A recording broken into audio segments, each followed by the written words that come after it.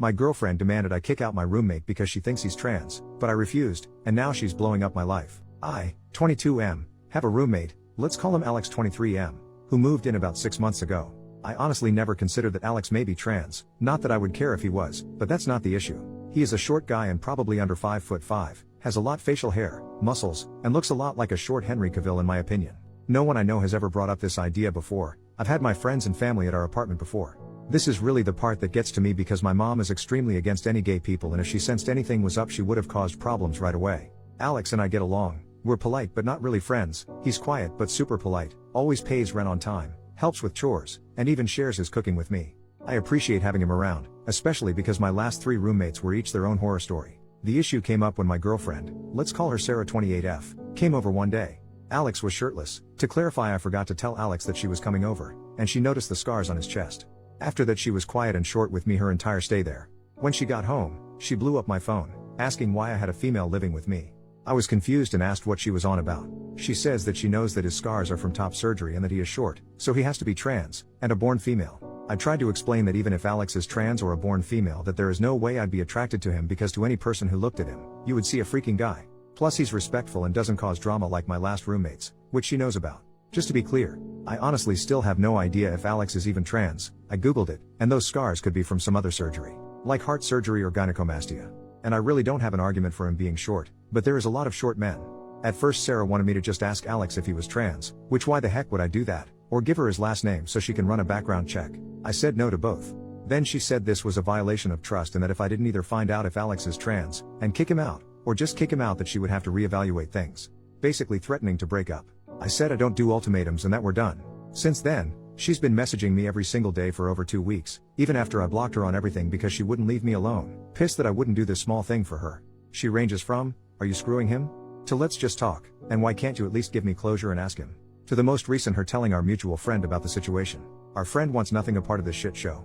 I didn't feel bad at first, but after talking about it online, I've had some people say I should have just asked my roommate if he was indeed trans just to keep the peace, or that I shouldn't have essentially picked my roommate who I've only had for about 6 months over my girlfriend of 5 years. I wonder if I'm being unreasonable. I legitimately do not see how any straight dude could find Alex attractive, personally, but maybe I should have done something just to keep the peace. Edit to answer some questions. Same day, did you break up with her? Yes. During the text conversation we broke up. I always told her I had one rule, that I don't do ultimatums. If she were to say choose so and so or me that I would leave. I put up with a lot of shit verbal and physical, but I don't put up with that kind of bull crap. Ages? I was 17 and she was 22 or 23 when we got together. It's been a long time so I'd have to look back to make sure. But yeah, I was for sure 17. We got together the day I turned 17, our anniversary is my birthday. We couldn't get together before then because of the age of consent in my state, which I get now is really messed up. I don't know if it helps, but we have known each other our entire lives. My mom is her mom's best friend. When my mom worked, I would go over to Sarah's mom's house so I wasn't alone. We started talking and flirting when I was about 15 or 16 but didn't cross any physical lines until I turned 17 because I didn't want her to get arrested. I get that sounds bad. I really do. But at the time I didn't see it as bad. Just in case it is asked, our moms encouraged it. Why would you want to be with someone like that? I don't. I really don't. I didn't realize it was transphobia until some people here talked to me about it. I thought it was just her being jealous. But I get how messed up it is now. Please understand I live in the Bible Belt. I didn't even know trans people existed until I was 16. My personal thoughts is that I don't see a problem with people being trans and transitioning. I think at the end of the day it isn't my business. Is Alex trans? I have no clue. He could be, but he could have also had breast cancer, gyno, heart, lung, or any kind of other surgery. I used a photo from Google because this whole time I personally thought he had gyno or something. But it's not my business. Is Alex safe? I'll talk to him when I get home and then talk to my landlord. I will change my gate code and also have her removed from the allowed guest list and also ask my landlord to not let her in personally. She hasn't been too violent of a person in the past, but I also didn't know she was this insane in the past either. Was there abuse? I feel like this has been kinda implied in some questions. I don't know. Has she insulted me? Yes. Has she been physical? Yes. But nothing crazy. Slapping, pushing, shoving, but never anything like punching or drawing blood. The photo? The photo is not actually Alex. I searched Google for gyno surgery photos and then found a Reddit post talking about it. I used it as a reference for what I mean. Scarring under the chest and around the nipple area. I definitely wouldn't actually post a photo of Alex here, censored or not. I'm sorry for confusion. Why didn't you ask Alex about his scars? I have a few reasons. I personally wouldn't like it if someone asked me. Second, my mom has scars all around her body for different reasons and gets livid if you ask her about them. Third, probably the one that confuses people the most, I didn't really care enough to ask. I was curious but not, I just thought and then went on with my business. Small update, next day, I talked to Alex. I got advice saying to be upfront and tell him what's up completely, hide the trans part, and that I just shouldn't tell him. I don't know if this was the right thing, but I just told him, because once I was face to face with him I couldn't really help but do it. To clarify, I did not ask him about his scars or mention that specifically. I said my ex-girlfriend was under the impression he was a trans person, made sure to say I didn't care if he was or wasn't, and that I broke things off, changed the gate codes, put her on the do not let in list, all that drama. Before even saying anything, he asked if I was okay. Like I said, he is a chill dude. He also not so subtly asked the same questions that a lot of comments asked, essentially if I was in an abusive situation. I told him I don't know, but whatever kind of situation it was, it's over. The thing that really kinda messed with me is that he called me his best friend. I regret not saying we were close in other comments. I realize now we have different definitions of close because he is introverted and I'm not at all. We talked about irrelevant stuff for a while and then the question came up, would you care if I was trans? To summarize things, yes, Alex is trans mask. He had top surgery when he was 19 and has been on hormones since he was 18. He even has a tattoo with the date he started testosterone. While the idea that he could have been a dude with gyno, cancer, or something else is completely reasonable, it just happens that Alex is trans. And I don't care about that, Alex is Alex. I did show him the post and got permission to update things. I would not have otherwise. He is also roaming this post somewhere, but probably won't comment. Notes, Alex is going to help me out with finding some low-cost or pay scale therapy because he personally hasn't heard good things about the college's therapy services. Like everyone else has said, yes, it was abuse. I see that. I will also hold higher standards for myself in the future. Alex sent me the information for the therapist he sees and I'll contact them in the morning. The landlord knows there is a domestic incident and I trust him when it comes to making sure my ex doesn't show up. The do not allow list was made in mind for this reason. I am not ready to talk to my mom about this, but I hope with some therapy and time I will be. She knows something is going on, but she believes this is a break and not a breakup. Sorry if this sounds like rambling, it is. This has been a rough couple of weeks, my brain is fried and I'm tired. Keep in mind, I'm still a full-time student during this. I also have to keep my grades up for my grants, scholarships, government aid, etc. I do read all comments, even the not so good ones. I will try to respond more before I sleep tonight, but just know even if I don't reply, I have read it. I appreciate all the advice, kicks in the rear, and the sympathy. A side note, I have seen a lot of trans people comment on this post and I have had a few reach out to me in private.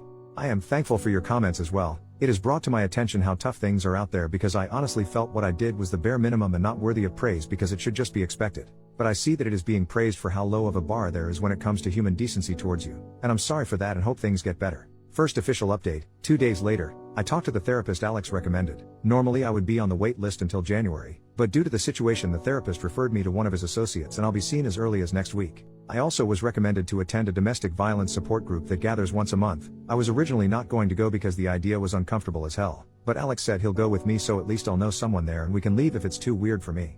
My mom is aware of the breakup, and she is not too happy. I did not mention the trans part. I said that Sarah was being controlling and I didn't want to put up with it anymore. Got the usual, that's a normal part of any relationship comments, but I stood my ground. My mom seems to be under the same delusion as Sarah that this is a small argument or something and we will get back together. But that is absolutely not happening. I don't really talk to Sarah's mom, so I don't know her thoughts on the matter. The landlord is aware of the situation and will not let Sarah in, should she try to show up. If you don't have the gate code, you have to go to the main office and the employee, landlord's son, will buzz the person in if they are on your accepted people list or call the tenant and ask if they aren't on the list. If the individual is on the do not let in list, especially if it involves a criminal matter, they will be asked to leave. If they don't leave, then it becomes trespassing. I know this sounds like a lot, but the security is why a lot of people live here. Notes after reading some comments, I am sorry for trivializing my abuse. It still feels weird to say abuse, but I do know that it is abuse. Slapping, pushing, and shoving is physical abuse, and if another person came up and told me their partner was doing that, I would call it abuse. It's not that I don't think women can be abusive, but as I said in one of the comments, I don't view it as abuse when it's towards me. This is probably due to being abused by my mom, which I'm going to get help for. For reference, when I mention my mom's abuse, it's why I'm low contact with her. The reason why I was extremely underweight as a kid is because she just straight up didn't feed me a lot of the time. CPS got called a lot, but never did anything. They also didn't take any claims by my teachers that I was being abused as creditable because there were no marks or bruises, which has warped my view on abuse. Going forward, if I date again, then I won't put up with any physical or verbal abuse. A couple of comments helped by saying that if I was confused on if it was wrong, to think about if it was another person going through it, which has been helpful in what I feel is right and wrong treatment towards me. After a lot of talking, it turns out Alex and I have been friends this whole time, but because I've never had an introvert friend before, I didn't exactly realize. Alex says he didn't want to annoy me by trying to chat with me all the time, which ironically is what I was feeling. Now we're going to hang out more and he is trying to get me to join the D&D game he is in. Thank you for reading my giant block of text. I'm grateful for all the comments, regardless if they are good or bad. I do read all of them. Second update, 7 weeks later. Hey everyone, I'm really sorry it's taken so long to update. I've been focusing on my mental health and keeping up with school, but overall, I'm doing better than I ever have. I've been going to therapy every week, it'll be every other week starting in January, attending a domestic violence support group every other week, playing D&D weekly, and I've made several new friends through the support group and D&D. Honestly, if it weren't for Alex, I'm not sure I'd have made it this far. He's driven me to therapy, gone to the support group with me even though he didn't need to, got me into D&D, and introduced me to his friends, who are now also my friends. As for Sarah, who I regret giving that fake name because one of my new friends has the same name, she's in jail. After my initial post, Sarah tried to show up at my apartment, but because she was on the do not let in list, she wasn't allowed in. Instead, she waited for another resident to open the gate, ducked behind their car, and tried to sneak in. She was caught immediately, and the landlord called the police to issue her a formal trespass notice.